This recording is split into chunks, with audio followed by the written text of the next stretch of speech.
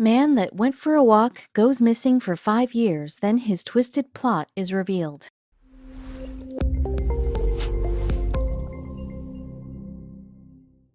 Most people in Chatteris, England believe that Ricardus Pucis was murdered in 2015.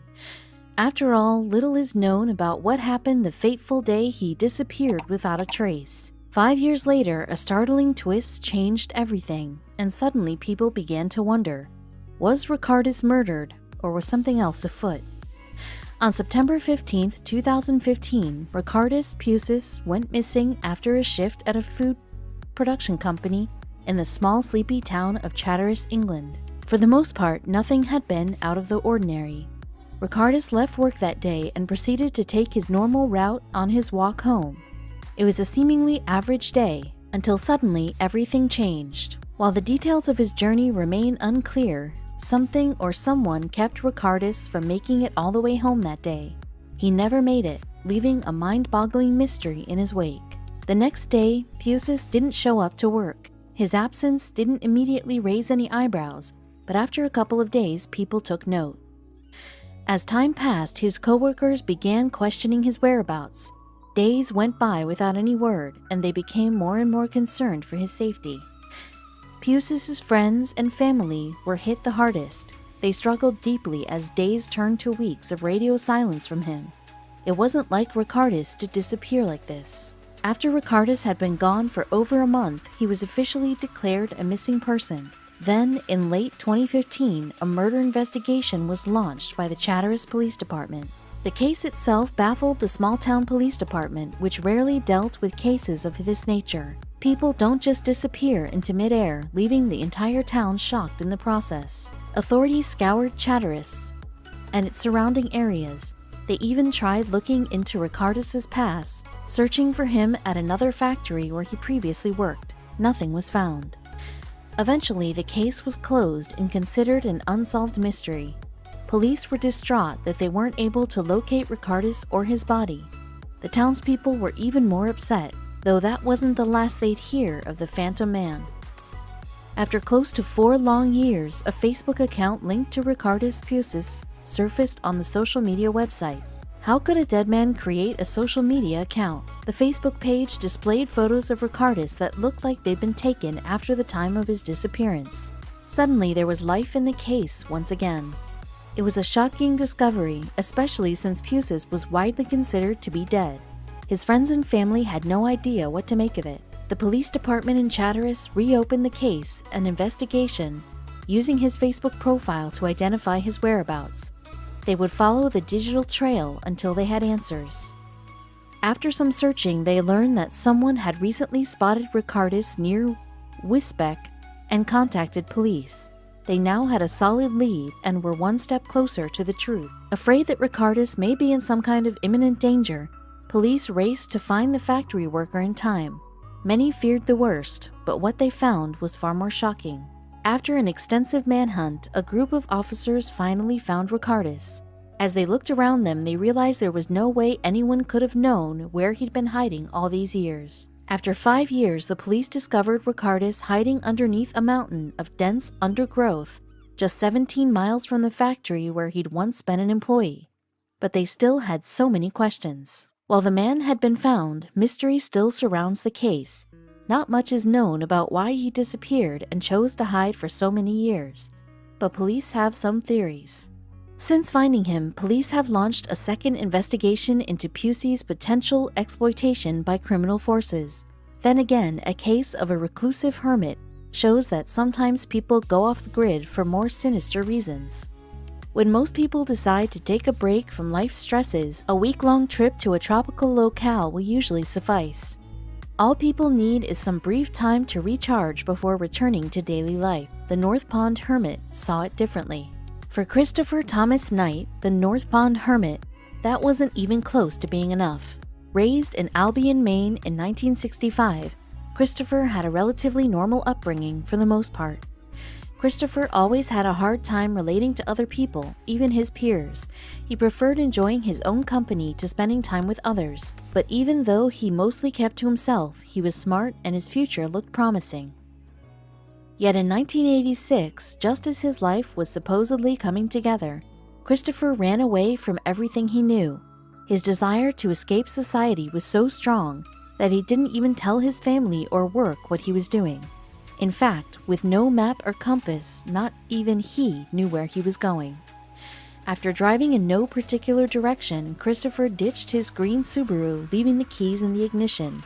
Armed with a tent and backpack, he began his trek into the unknown. There was just one problem: he had zero experience living in the wilderness. He spent his first 2 weeks simply traversing the main forests, but he soon realized how ill-prepared he'd been, especially in terms of getting food. He had no weapons to hunt, and he was forced to eat berries, which were harder to find than expected. Christopher eventually realized he would have to break into nearby cabins for food while the inhabitants were away. At first, he stole mostly from their gardens, hoping that they would think it was a wild animal who took their vegetables.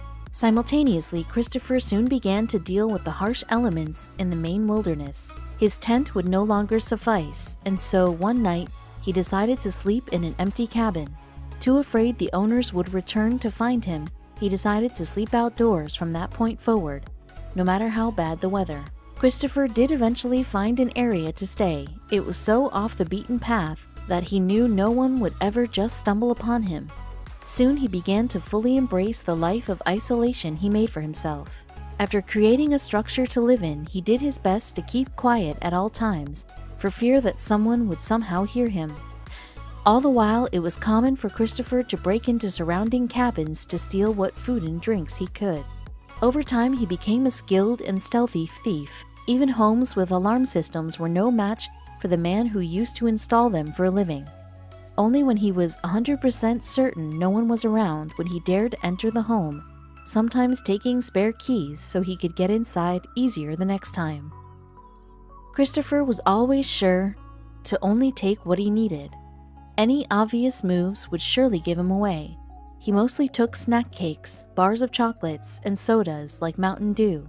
This way, he could keep himself from losing too much weight and succumbing to the elements. But eating wasn't his only concern. He also had to maintain his shelter, so he stole tarps, blankets, and coats whenever he could. He also pilfered magazines, not only to read, but so he could rip out the pages, lay them on the floor, and soak up any possible moisture. Christopher was sure to leave as little evidence that anyone had broken into a home as possible. Though he didn't break windows, he often removed doors only to reinstall and repair them once he had the supplies he needed. This way of life continued for nearly 3 decades. But over time, no matter how precise Christopher tried to be, the inhabitants of the homes began to notice things missing, as well as a number of damages done to their homes. Christopher soon began to even break into homes at night. Residents of North Pond, Maine, would often report having heard strange noises around their property during the evenings, yet they could never spot an actual intruder. Though they'd just go back to sleep, they woke up to find random things gone from their homes. Most people reported missing various items to the police, including books, magazines, pants, boots, radios, batteries, and junk food. That's when police focused their efforts on finding whoever was breaking into the homes. It wasn't long before people began giving him various monikers. This included not only the North Pond Hermit, but Maine's Loch Ness Monster and the Stealthy Yeti. Soon, everyone in North Pond was installing surveillance cameras in their homes. Yet no matter what, he could seemingly break in and get away with it over and over. Without anyone to pin the crime on, however, police filed a report where they referred to Christopher as the Hermit. Police caught their first big break when Christopher decided to break into Pine Tree Summer Camp, an obvious choice since it was stocked with all the tools and food anyone would need to survive in the wilderness, and there was a low chance someone would notice items missing. But what Christopher didn't know was that the police were hot on his trail. The facility was managed by Sergeant Terry Hughes, who had a plan to catch the North Pond Hermit. He installed industrial-grade floodlights, military-grade motion sensors in the kitchen, and lots of food. When alarms started going off on April 4, 2013, Sergeant Hughes leaped into action. When he arrived in the kitchen fully expecting a burglar with weapons, he was shocked to find a seemingly normal middle-aged man. When Sergeant Hughes demanded the criminal to get on the ground, he immediately complied. As he got down, candy fell to the floor from his backpack. The man had no identification and didn't want to answer any questions. After 2 hours of questioning, Christopher began to open up. Investigators were shocked to learn he was living in isolation for 27 years. The level of discipline he showed while he broke into houses is beyond what most of us could remotely imagine, Sergeant Hughes said. In an interview, Christopher once admitted that in his 27 years living in isolation, he only interacted with one person, a hiker making their way through the Maine wilderness. And what did he say? Simply, "Hi." On October 28, 2013, Christopher pleaded guilty to 13 charges of burglary and theft at Kennebec County Superior Court. But what shocked people the most was that for his crimes, which estimated to be upwards of 1,000 break-ins, he only received a 7-month jail sentence. Additionally, he had 3 years of probation, had to meet with a judge every Monday, and pay each of his victims $1,500 in restitution. Furthermore, the judge demanded he took part in a program for people with mental health issues. While serving his jail sentence, Christopher made an effort to reconnect with his family that he abandoned without so much as a goodbye all those years ago. When he was finally released, his brother offered him a job. Of course, with such a unique story, it was only a matter of time someone wrote a book about it. Just recently, Michael Finkel, an American journalist, wrote the book The Stranger in the Woods after interviewing Christopher while he was still incarcerated. By the end of this journey, Christopher had all but lost who he was. Solitude increased my perception. But here's the tricky thing. When I applied my increased perception to myself, I lost my identity. There was no audience, no one to perform for. There was no need to define myself. I became irrelevant, he explained. We may never know why Christopher sought such extreme solitude, but Mick Dodge can certainly shed some light upon the subject. More commonly known as the Walking Mountain, Mick is a seasoned survivalist in Washington, and his show on National Geographic documents his particular lifestyle as a man voluntarily living in the rainforest. Though born in the very rural Olympic Peninsula of Washington, life for Mick wasn't always spent in the woods. Growing up in the 1950s, young Mick often traveled the world with his father Ronald, a Marine. After high school, he himself spent 6 years in the Marine Corps. Eventually, Mick settled down back in the U.S. and found work as a mechanic in Fort Lewis, Washington. Learning how to work with his hands proved appealing to the young man and would later inform a drastic decision. The idea of getting back to his family roots was starting to take hold in Mick's mind, as his Scottish-Irish immigrant ancestors were among the earliest European settlers of the Pacific Northwest. My family's perfected the art of dodging civilization for hundreds of years, Mick explained. Similarly, Mick's father always emphasized the importance of physical fitness. Every morning at 5 a.m., he would say, "Get your feet on the deck," and make Mick go on a 3-mile run with him. By the early 1980s, Mick was regularly walking 5 miles to work and back, sometimes camping out part way through the journey instead of going all the way back to his home. Mick stayed active, but he just wasn't satisfied with modern life. So in 1991, he finally decided to get off the grid for good. "I just grabbed my gear and walked on back here in the mountains," he described. From that point forward, Mick made his home the Hoh Rainforest, a place he spent most of his childhood. He lived off the land, relying on mainly his wits and what nature provides, often using caves and tree stumps for shelter. Mick gave up just about every modern luxury, even shoes, besides his claim that walking barefoot allows him to be more sensitive to nature.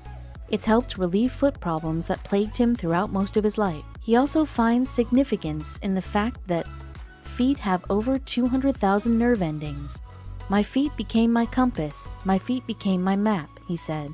This connection to nature is reflected in Mick's toes. Even without a television or computer, Mick finds plenty to keep him busy. Besides the time it takes to do what's necessary to survive, such as hunting, he reads books, meditates, and still enjoys running.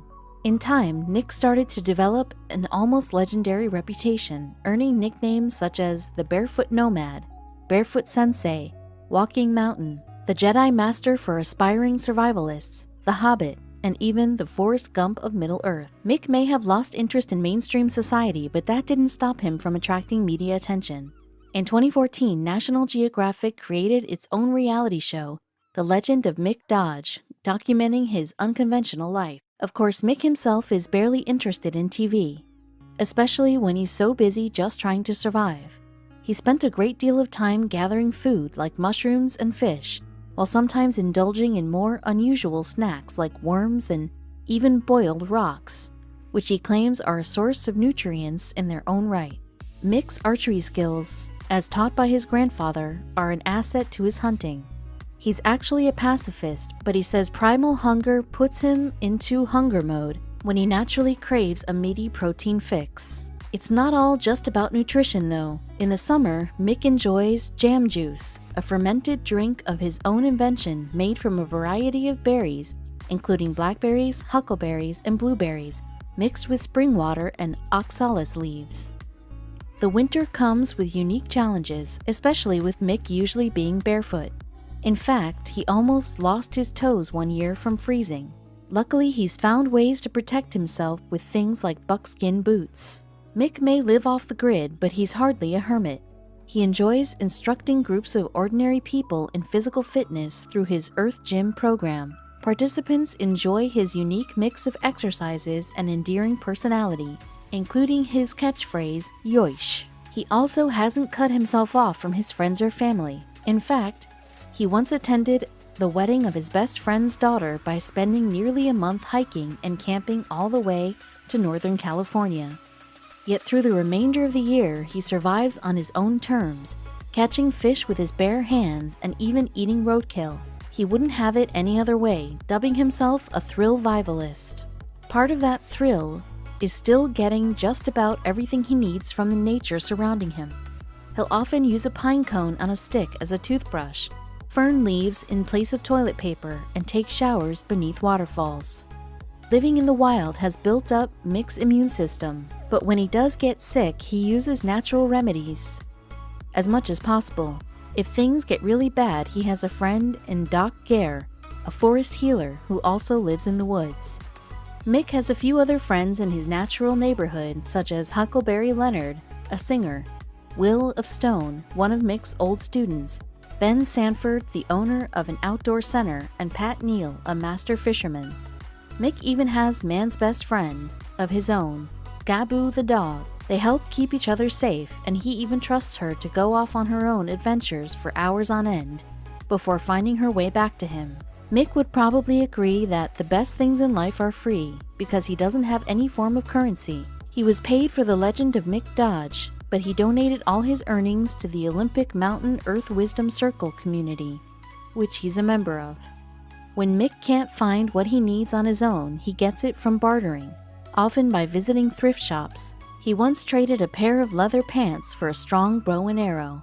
Weapons like that can literally be a lifesaver for a hunter like Mick. Although it's not just animals that pose a threat, the most dangerous encounters that I have ever had in the gated wilds, walls of the city, and in the open fenced lands are with two-footed creatures, he claims, citing an incident in which he was almost run over by a driver distracted by his cell phone. Even with all the time Mick spends just trying to survive on his own, his life isn't without certain luxuries. Just check out this makeshift hot tub that helps him relax and recover from the physical pains of the day. Since Mick had a TV show, it's been easy for people to question the authenticity of his lifestyle. He's admitted to sometimes venturing back to civilization for modern comforts like chocolate chip cookies, and even making Skype calls to help promote the show. But otherwise, his life is still in the woods. Nobody can deny that the real deal, however, might be an entire community of hermits.